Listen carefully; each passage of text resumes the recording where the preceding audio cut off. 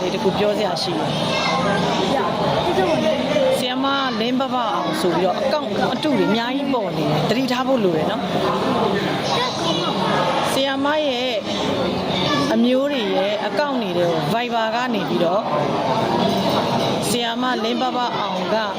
ပို့တရားနဲ့ 2D တွေ 3D တွေကျွဲပြစ်ကျွဲဖန်ငါးပြစ်ငါးဖန်စလော့ဂိမ်းနေ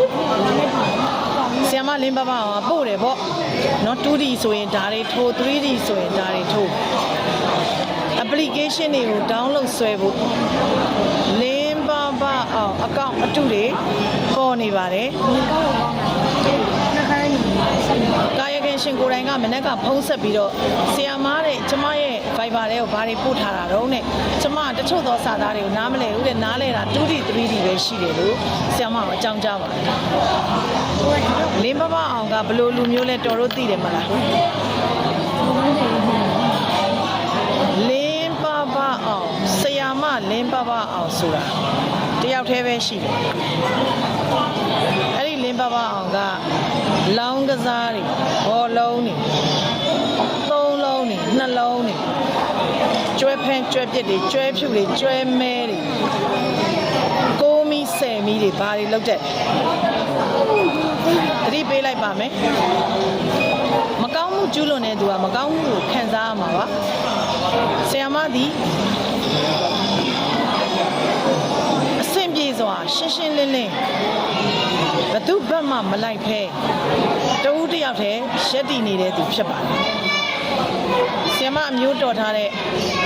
လိုင်းမော်ကပရိတ်သက်တွေကိုလမ်းမရောက်မှဆိုလို့လမ်းမှန်ကိုတွန်တင်နေတဲ့သူဖြစ်ပါတယ်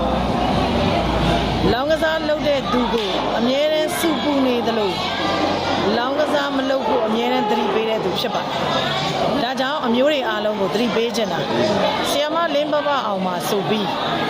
လောင်းကစားတွေကိုမြူဆွဲတာလောင်းကစား application တွေ download လုပ်ခိုင်းတာ application တွေဝင်ခိုင်းတာဆိုရင်များများသတိထားဖို့လိုပါတယ်လင်းပပအောင်အကောင့်နဲ့လောင်းကစားမြူဆွဲတဲ့ဟာမှန်သမျှကျုပ်နဲ့လားလားမှမဆိုင်ပါကိုညံ့ကိုခမ်းမှာနော်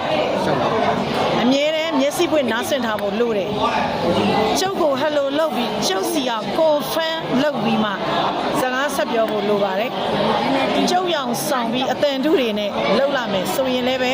ကျုပ်စီကိုတိုက်ရိုက်ဖုန်းမဆက်သွေးတော်တို့စဉ်းစားဖို့လိုပါတယ်ဒါတွေကိုသတိပေးလိုက်ပါတယ်နော်အချိန်ချင်းသတိပေးပြီးပါပြီကျုပ်ကငွေမလွှဲခိုင်းဘူးစာမပို့ခိုင်းဘူးโอเคပါ